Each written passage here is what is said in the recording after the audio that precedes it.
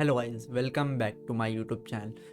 तो मैं आज आपके साथ बहुत ही इम्पोर्टेंट पॉइंट डिस्कस करने वाला हूँ कि भाई 90% ट्रेडर्स फेल हो जाते हैं और किन चीज़ों की वजह से आप फेल हो जाते हैं। आपको back to back losing streak गिरती है, आपके अकाउंट ब्लो होती है, आपके अकाउंट पूरे वाइप आउट हो जाते हैं और बैक टू बैक आपको लूजिंग स्ट्रिक फेस करनी पड़ती है।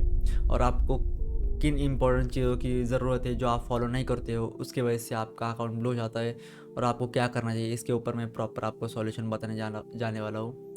सो मेक श्योर दैट आप ये वीडियो एंड तक ज़रूर देखें। So let's come to the point. So हमारा फर्स्ट पॉइंट है रिस्क मैनेजमेंट। रिस्क मैनेजमेंट बहुत से लोग हैं, बहुत से ट्रेडर्स से एक बिगिनर जर्नी में वो फॉलो नहीं करते। अगर उनको यही नहीं पता है कि रिस्क मैनेजमेंट एक बहुत ही इंपॉर्टेंट रोल प्ले करता है हमारे ट्रेडिंग जर्नी में, because of at the end अगर आपका कैपिटल कितना हो ये मैटर नहीं करता, उसमें मैटर करता है आपका रिस्क मैनेजमेंट क्या है। तो आपको ये पता होना चाहिए कि हम रिस्क पर ट्रेड, हमारा रिस्क पर स्ट्रैटेजी क्या होती है, क्या यूज़ करना चाहिए, किन इंपॉर्टेंट इंस्ट्रूमेंट की हमें ज़रूरत है, हमें क्या यूज़ करना चाहिए। बहुत से लोग बहुत कॉम्प्लिकेटेड बना देते हैं कोई भी चीज़ को एज ए ट्रेडिंग के लिए।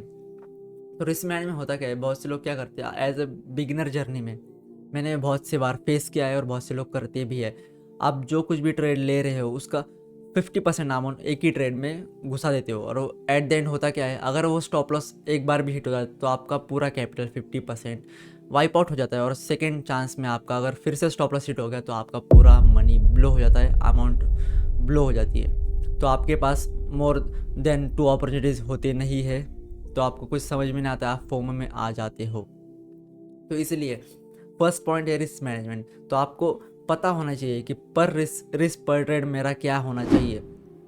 तो रिस्क पर ट्रेड आपका क्या होना चाहिए मैं आपको बताता हूँ। अगर आपका फॉर एग्जांपल $200 का अकाउंट हो या $500 का अकाउंट हो, मोर देन 3-4% से ज़्यादा आपका रिस्क पर ट्रेड नहीं होना चाहिए। और फॉर एग्जांपल अगर आपका पूरा डेली रिस्क रिवॉर्ड रेशो के हिसाब से अगर पूरा डेली रिस्क पर ट्रेड है आपके 5%, तो आपको उसे डिवाइड कर देना चाहिए।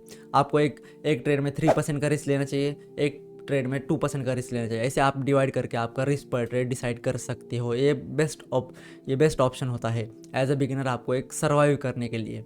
और दूसरा ऑप्शन है आपको एक स्टॉप लॉस स्ट्रिक्टली लगाना चाहिए, उस पर स्टिक होना चाहिए।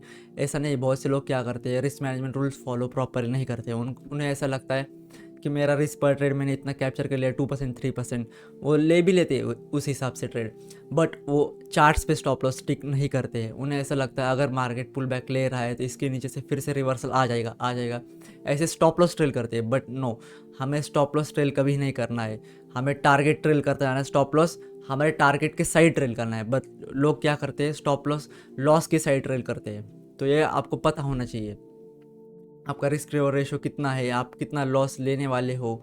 और मोर देन 1:2 मिनिमम आपका रिस्क रिवॉर्ड रेशो होना ही चाहिए कौन सी भी ट्रेड में। एज ए बिगिनर आपको सर्वाइव करना है लॉन्ग रन के लिए। तो अगर आप कोई भी ट्रेड ले रहे हो तो आपके हाई एक्सपेक्टेशंस नहीं होने चाहिए। आपका मिनिमम रिस्क रिवॉर्ड रेशो 1:2 होना ही चाहिए। उसके कम रिस्क रिवॉर्ड रेशो में अगर आप ट्रेड कर रहे हो तो आप ऑब्वियसली लूजिंग स्ट्रिक में चले जाओगे। सो नेक्स्ट पॉइंट है नो ट्रेडिंग प्लान। किसी भी ट्रेडर के पास, मुझे भी पता है एज ए बिगिनर में कोई ट्रेडिंग प्लान नहीं होता है, बिकॉज ऑफ द स्टार्टिंग आपको पता ही नहीं होता है कि आपको किन इंपॉर्टेंट इंस्ट्रूमेंट की ज़रूरत है, क्योंकि आपको स्टार्टिंग में बस बेसिक्स पता होते हैं। अगर आप कोई भी यूट्यूब चैनल हो या कोई भी फ्री कोर्सेस हो, अगर आप फीस अफोर्ड नहीं करते तो आप फ्री कोर्सेस ही ऑब्वियसली सजेस्ट करेंगे। तो एट द स्टार्टिंग में क्या होता है, आप कोई भी बिगिनर ट्रेड कर रहा होगा तो वो एक बेसिक्स क्लास ट्राई करता है, उसमें से जो कुछ भी सीखता है तो उसे बस चार्ट्स पता होते हैं, क्या क्या इंस्ट्रूमेंट इंपॉर्टेंट होते हैं, क्या क्या नहीं होते, ये कोई भी फ्री कोर्स इसमें नहीं बताता है। तो मैं आज आपको वही बताने जा रहा हूँ, तो आप ये वीडियो ज़रूर एंड तक देखें। तो ट्रेडिंग प्लान होता क्या है, आपको पता होना चाहिए कि आपके ट्रेड कहाँ प्लेस होने वाले हैं, कहाँ राइट अपॉर्चुनिटी है जहाँ आपको ट्रेड में एंटर करना चाहिए। No random trades.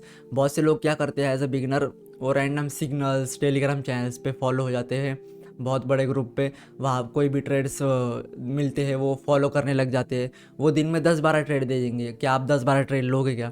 उसके उसके पहले ये सोच लो कि आपका कैपिटल कितना है। अगर आपका कैपिटल ही $200-300 देते, उसमें 10-12 ट्रेड भी आप ले लोगे दिन में से, अगर उन्होंने 5-10 भी दे दिए, उसमें से 5 स्टॉप लॉस भी आप फेस नहीं कर पाओगे, क्योंकि आपका कैपिटल ही उतना नहीं होगा। तो उससे अच्छा है आप खुद सीख के, बेसिक हो या बेसिक आपका नॉलेज भी होगा तब भी आप खुद सीख के छोटे छोटे स्टॉप लॉस एक्सेप्ट करके अच्छे अच्छे विंस ट्रेड अगर लोगे आप, तो आप अच्छे कंसिस्टेंट ट्रेडर बन सकते हो। अगर आप ये ऐसे रैंडम ट्रेड्स में जंप करते रहोगे, आपको नहीं पता कहाँ एंट्री है कहाँ एग्जिट है, कहाँ भी घुस जाओगे, ब्रेकआउट एंट्री, रिवर्सल एंट्री, कहाँ प्रॉपर कैंडल बन रही है, कहाँ कुछ बन रहा है, आपको ये पता होना चाहिए, आपका क्लैरिफाई पहले से ही होना चाहिए।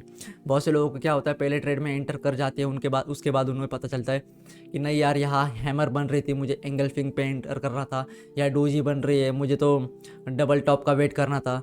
ऐसा नहीं होता। अगर आप कोई भी ट्रेड ले रहे हो तो उसके पीछे एक प्लान होना चाहिए कि आप कोई भी रैंडम ट्रेड्स में नहीं एंटर करना है।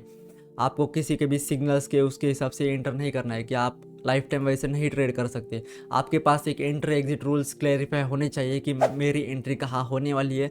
अगर मैं न्यूयॉर्क सेशन में ट्रेड कर रहा हूँ, गोल्ड में ट्रेड कर रहा हूँ, तो मेरी एंट्री कहाँ बनेगी, कहाँ सेल एंट्री बनेगी, कहाँ किस कैंडल पे मेरी एंट्री बनेगी, और कैसा मार्केट स्ट्रक्चर होना चाहिए अगर मुझे यहाँ एंट्री करनी है। तो ये होता है trading plan. Proper entry exit rules, risk management rules, यहाँ सब मिला के आपका ट्रेडिंग प्लान बनता है। अगर आपको इसके ऊपर भी एक सेपरेट वीडियो चाहिए तो कमेंट पे ज़रूर बता देना, मैं इसके ऊपर सेपरेटली वीडियो बना दूंगा कि ट्रेडिंग प्लान कैसे क्रिएट करते हैं, क्योंकि बिगनर को नहीं पता होता है कि ट्रेडिंग प्लान कैसे बना सकते हैं। तो आपको ये पता चल गया। तो नेक्स्ट थर्ड पॉइंट है इमोशनल ट्रेडिंग। इमोशनल ट्रेडिंग क्या होती है? Most of the time as a trading में बिगिनर, जो कोई भी बिगिनर होता है या सर्वाइव कर रहा होगा या मिडल रेंज में, तो उसे क्या होता है, अगर उसे कंटिन्यू विनिंग स्ट्रिक लग जाती है। फॉर एग्जांपल अगर कोई भी बिगिनर ट्रेडर होगा तो वो हमेशा जो कुछ भी ट्रेड ले रहा होगा उसे कंटिन्यू अगर विनिंग स्ट्रिक लग जाती है 3-4 दिन, अगर उसे कंटिन्यू गोल्ड में प्रॉफिट हो रहा है तो एट द उसे होता क्या है, वीकेंड जब आता है कंटिन्यू विनिंग स्ट्रिक लगने के बाद उसे ऐसा लगता है, उसे एक इमोशनल अटैच हो जाता है कि उसे ऐसा लगता है, ओवर कॉन्फिडेंस बिल्डअप हो जाता है कि अभी मैं मंडे को जो भी ट्रेड लूँगा क्या गोल्ड में, तो वो मेरा टारगेट ही हिट करा देगा, क्योंकि वो वही फॉलो कर रहा होता है जो उसने 5 डेज़ कम्प्लीटली फॉलो किया है। वो तब वो नहीं देखता है कि मार्केट स्ट्रक्चर कैसा बन रहा है, मार्केट कैसा कंडीशंस में है, क्या न्यूज़ेस है, क्या क्राइसिस है, क्या न्यूज़ बेस क्या चल रहा है बाहर, इकोनॉमिक डेटा क्या है। उसे बस यही पता होता है कि मैंने 5 डेज़ जो प्लान किया है, 5 डेज़ अगर वो डबल टॉप पे ट्रेड कर रहा है तो वो बस चार्ट्स पे डबल टॉप ही देखेगा। उसकी वजह से उसका ओवर कॉन्फिडेंस बिल्डअप हो जाता है। उसे ये नहीं समझ में आता है कि प्रॉपर रूल्स मैनेजमेंट कहाँ है। वो 5 डेज़ के बाद उसके मन में जो भी कुछ ओवर कॉन्फिडेंस चला आता है, जहाँ वो 1-2 लॉट पे ट्रेड कर रहा होता है, वही वो नेक्स्ट वीक 3-4 लॉट्स में ट्रेड करना चालू कर देता है, क्योंकि उसने वो देख लिया होता है जो प्रॉफिट्स बहुत से लोग कंसिस्टेंट होने के बाद 6-5 मंथ्स के बाद देखते हैं, उसने वो 1 वीक में देख लिया होता है। अगर उसे ऐसा लगता है कि मैंने 1 वीक में $1000-2000 देख लिए, तो उसे नेक्स्ट वीक ओवर कॉन्फिडेंस इतना बिल्डअप हो जाता है कि मुझे 5-6,000 बनाने ही है, आज के आज ही बनाने हैं। तो उसके हिसाब से वो क्या कर लेता है, ओवर लेवरेज यूज़ कर लेता है। ओवर लेवरेज की वजह से उसे मार्जिन कम लगने लगता है। तो बहुत से लोगों को लगता है कि मेरा $500 का अकाउंट है, तो आज के आज ही मैं इसके 2000 बना दूंगा, ओवरनाइट रिच क्विक स्कीम जैसे समझने लगते हैं। बट नो, आपको ऐसा नहीं समझना है। आपको आपको एट द एंड समझना चाहिए एक बिजनेस है, आपको वैसे ही उसे ट्रेड करना चाहिए। और मोस्टली लोग क्या करते हैं इमोशनली ट्रेडिंग में, क्या करते हैं, अगर आप अच्छे से सब फॉलो भी कर ले, ट्रेडिंग प्लान भी फॉलो कर ले, आप जो कुछ भी ट्रेड कर रहे हो, अगर आपको फॉर एग्जांपल आप गोल्ड में ट्रेड कर रहे हो, आपको दिख रहा है आपका 1:2 रिस्क रिवॉर्ड रेशो है, ट्रेड आपके साइड में जा रहा है, सेल ट्रेड अगर आपने लिया होगा, ट्रेड आपके सेल साइड जा रहा है और 50% भी टारगेट हिट होता देगा, तो हमारा इमोशनली अटैचमेंट उसमें आ जाता है। तो हम क्या सोचने लगते हैं कि मेरा 50% आ गया है, तो मुझे $100-200 दिखने लगते हैं, तो मैं इसे कट कर लेता हूँ, इसे मैं क्यों मिस करूँ। बट आपको ये नहीं पता कि इसका मैंने ट्रेडिंग प्लान बनाया है, मेरा कुछ एंटर एग्जिट रूल्स क्लैरिफाई है। अगर मेरा स्टॉप लॉस हिट होता है तो मैं स्टॉप लॉस एक्सेप्ट करता हूँ, अगर मेरा टारगेट हिट होता है तो मैं टारगेट एक्सेप्ट करता हूँ। तो ये आपको समझना बहुत ज़रूरी है। अर्ली एग्जिट्स एंट्री ये बहुत ही ह्यूज लॉस आपको दे सकती है आपके अकाउंट पे। आपको आपके रूल्स पे, मैनेजमेंट पे स्टिक होना बहुत ज़रूरी है। अगर आप कोई भी ट्रेड ले रहे हो तो उसमें आपका कॉन्फिडेंस, आपके ट्रेडिंग प्लान पे कॉन्फिडेंस, पूरा एक प्रिपेयर होकर आप ट्रेड ले रहे हो, तो आप 50% में क्यों कट कर लोगे? अगर आपको 50% में कट कर रहे हो, अर्ली एंट्री अर्ली एग्जिट्स कर रहे हो, तो सिंपल बात है, आपको आपके ट्रेड पे ट्रस्ट ही नहीं है। तो ये क्लेरिफाई हो गया। तो आपको आपके डिफाइंड रहना पड़ेगा, आपके रूल्स स्टिक रहना पड़ेगा उसके ऊपर। सो नेक्स्ट आपका पॉइंट है अनरियलिस्टिक एक्सपेक्टेशंस। अनरियलिस्टिक एक्सपेक्टेशंस मतलब आपको ऐसे एक्सपेक्टेशंस नहीं लगाने चाहिए, आप जो कोई भी पेयर में ट्रेड कर रहे हो या कोई भी मार्केट में हो, क्रिप्टो, फॉरेक्स हो या इंडियन मार्केट में, कि अगर आप ट्रेड कर रहे हो तो आपको ऐसा लगेगा कि रिच क्विक स्कीम है, क्या है, बहुत ही सिंपल बात है, एक पीसी ले लिया या एक लैपटॉप ले लिया, 2-3 चार्ट्स देख लिए, चार्ट ट्रेड कर लिए, बेसिक पॉइंट, आपको सबको यही लगता है कि इसमें क्या इतना हार्ड ही नहीं है, बेसिक तो है, चार्ट पैटर्न सीख ले, कैंडलस्टिक सीख ले, सब सीख ले, सिंपल है, एंटर कर जाओ, एग्जिट कर जाओ, स्टॉप लॉस ले लो। बट नहीं, इसमें बहुत से कॉम्प्लिकेटेड बातें भी होती है जो आपको समझने में 1-2-3 साल लग जाते हैं, जिसकी वजह से आपको एक्सपीरियंस की वजह से आप प्रॉफिटेबल बनते हो। हाँ ठीक है, अगर आप 6 मंथ में भी सीख गए, 6 मंथ 1 ईयर में अगर आप सब कुछ सीख भी लिए, प्रैक्टिस भी कर लिए, बट आपको एक्सपीरियंस करने के लिए मोर देन 2 to 3 years लगने ही वाले हैं, क्योंकि आपको सब फेज देखने पड़ते हैं मार्केट के। मार्केट जब क्राइसिस में होता तब क्या कंडीशन होती है, मार्केट जब बुल रन में होता तो आपकी इमोशनली अटैचमेंट कैसी होती है, आप ट्रेड्स कैसे लेते हो, कैसे एग्जीक्यूशंस होती है आपके, आप अगर आप मार्केट डाउनफॉल में, क्रिप्टो फॉल हो रहा है, अगर ग्लोबल मार्केट फॉल हो रहा है तो आपको लॉसेस कैसे फेस करने पड़ सकते हैं, साइडवेज में आपको कितना पेशेंसली काम करना पड़ता है, ये आपको पूरा पता होने के लिए 2-3 साल लग जाते हैं। इसलिए एट द एंड जो एक्सपीरियंस ट्रेडर होता है वो प्रॉफिटेबल होता है, अगर जो बिगिनर होता है वो लॉसेस कर रहा होता है। सेम नॉलेज भी अगर आप अप्लाई कर लोगे तो but at the end experience बहुत काम आता है, तो आपको ये पता होना चाहिए।